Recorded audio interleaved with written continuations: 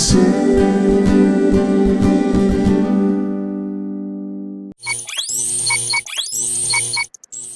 semua dimanapun saudara berada, jumpa lagi dengan Beta di podcast hari ini. Beta berharap bahwa saudara semua dalam keadaan sehat dan dalam keadaan baik. Sekalipun kita hanya berjumpa lewat siaran atau broadcast ini, tapi kasih kemurahan Tuhan itu selalu hadir di dalam setiap waktu-waktu kehidupan kita. Nah, beberapa hari yang lalu seorang teman mengirimkan sebuah tulisan yang ditulis oleh Rick Warren. Di dalam tulisannya, dia menyampaikan banyak hal yang baik sekali menyangkut waktu. Saya akan menyampaikannya kepada saudara lewat podcast hari ini.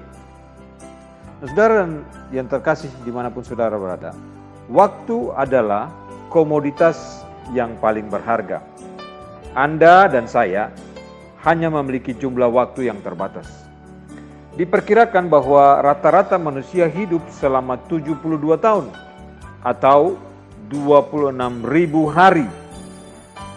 Anda mungkin menganggap Anda masih punya banyak hari. Tetapi jika usia Anda di atas 27, itu berarti Anda telah melewati 10.000 hari di dalam hidup saudara. Anda tidak akan mendapatkan hari-hari itu kembali. Dan itulah yang menjadikan waktu sebagai kekayaan Anda yang paling berharga. Nah, saudara dan saya selalu bisa menghasilkan lebih banyak uang. Saudara dan saya selalu bisa mendapatkan lebih banyak energi. Namun, saudara dan saya tidak bisa menciptakan lebih banyak waktu. Saya ulangi, saudara dan saya selalu bisa menghasilkan lebih banyak uang.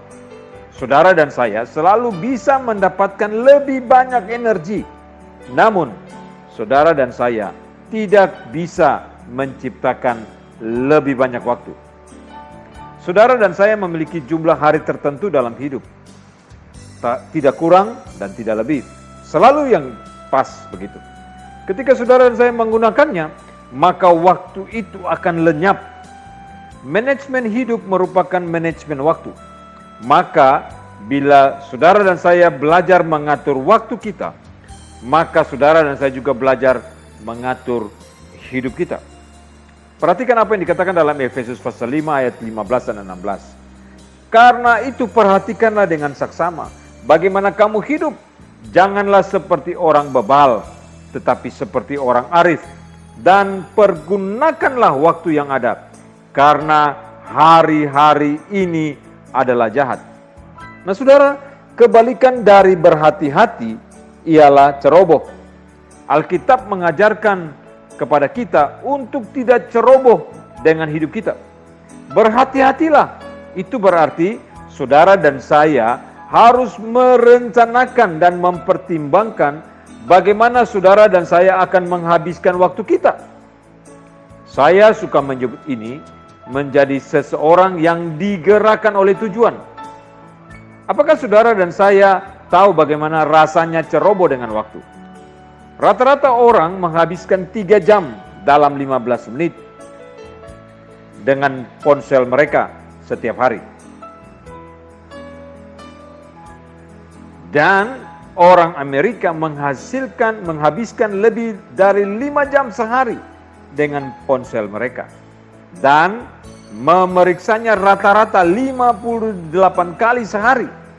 Itu berarti saudara dan saya atau kebanyakan dari kita menghabiskan 35 jam seminggu untuk menatap layar kecil HP kita. Dan itu tidak termasuk waktu yang kita habiskan di depan layar komputer, menonton TV. Tentu saja tidak semua waktu itu sia-sia. Menjadi bijak dengan waktu itu berarti dengan menyadari bagaimana saudara dan saya menghabiskan waktu-waktu kita.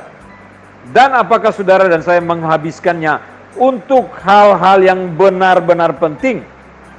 1 Korintus pasal yang ke-10 ayat 23 berkata, segala sesuatu diperbolehkan, benar, tetapi bukan segala sesuatu berguna.